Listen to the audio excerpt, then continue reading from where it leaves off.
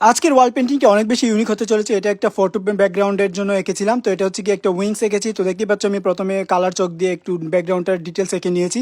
তারপরে এখানে আমি অনেকগুলো কালার দিয়ে দিচ্ছি। প্রথমে দিয়ে দিচ্ছি অ্যাশ কালার, তারপরে দিয়ে দিচ্ছি ব্লু কালার। তো ব্লু কালারটা দেওয়া হয়ে গেলে এবার নিচের পাপড়িগুলো আমি এক এক কালার দিয়েছি। পাপড়ি না, সরি, এগুলো হচ্ছে উইংসের যে ডানাগুলো থাকে ওই ডানাগুলো এঁকেছি।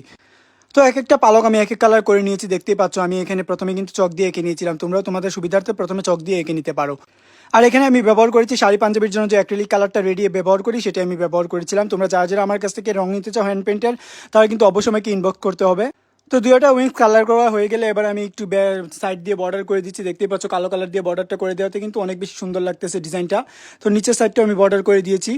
তো উইংসগুলো চাইলে আর একটু ডিটেলস করা যেত, আমার কাছে যেহেতু সময় নেই এই জন্য আমি এভাবে রেখে দিয়েছি। তো উপরে আমি একটা গোল রাউন্ড দিয়ে দিয়েছি, এতে কিন্তু ফটোটা অনেক বেশি সুন্দর হবে। তোমরা দেখতেই পাচ্ছ এটা একটা ফটো ব্যাকগ্রাউন্ড হয়ে গিয়েছে। এটার মধ্যে কিন্তু ফটো তুললে নিজেকে একদম পরিপরি মনে হয়। কেমন লেগেছে ভিডিওটা অবশ্যই জানাবে।